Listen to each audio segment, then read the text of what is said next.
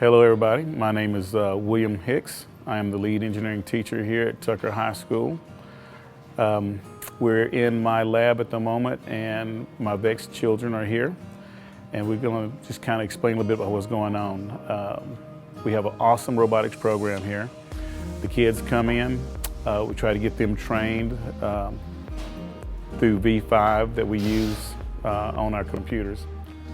So we call our robot a catapult for the reason of this year's game called Spin Up. It's used to put disc into the high goal, which is the main priority of the game, is to make sure disc in the high goal or into one of the low goals, but you want to go for the low points. So the way we designed it is for it to use the catapult. Our catapult, the power that it has is determined by how many rubber bands we put on it. So the more rubber bands we have on our catapult, the farther our disc will shoot. The goal is to try to capture more of our minority kids. I want everybody, don't get me wrong, I want everybody, but we need more minority engineering students across the deal here, and that's what I'm trying to get. So the goal is to expose all of them, I don't care if they're girls or whatever, to VEX Robotics, because robotics is where everything is headed. There's 100,000 jobs opening for the robotics industry programming, and we need to try to get our children in it.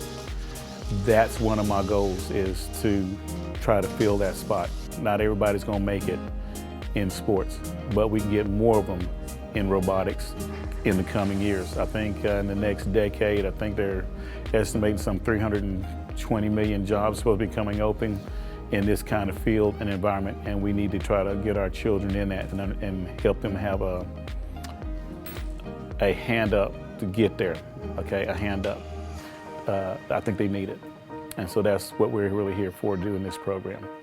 Okay, so what I'm doing right now is I'm just making the version of the robot into a 3D model on the computer for us to be able to see it without having to actually have the robot physically within the room. And we can see how it works, any problems that happen, any stress issues without having to actually have the robot in the room to test it. And that's basically what we use this for. Here is our shooting mechanism, and what it does, when the frisbee passes through this last wheel, then it shoots really fast. And then here's the center wheel, which just pushes it side to side. I'm the programmer and I use C++ and block code to program the robot, and basically I put together the motors in the program, and I just do basic movements like reverse, forward, backward, side to side. Hi, I'm Kimberly. I'm the builder for 1320B, and I'm currently building our catapult. I'm putting this C channel on this so I can test and see if it's enough to hold one of the discs. What I love about robotics, it incorporates everything that they learned here at school. It's got the math in it, it's got the science in it, it's got everything in there, okay? All they have to do is this just gives them an avenue to apply it where you actually see it come to life. It's not something that's written on a piece of paper and they never get to do anything else with it. Here, they actually get to use it, put it into physical form, and everything comes to life. My role on the team is to keep track of our engineering design notebooks. And basically, our engineering design notebook is a recreation of our robot. It is documentation of everything we do. Every change, every testing, every tournament, every design that we have. You get the idea. And from this, it just keeps track of our robot progression throughout the season, sketches and pictures and charts in our CAD that we do.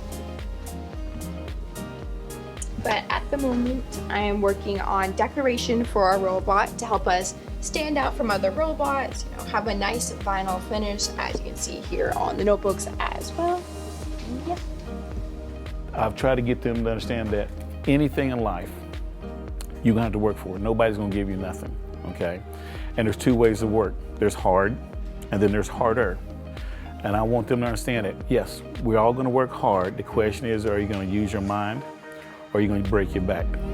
Which one of those two do you want to do?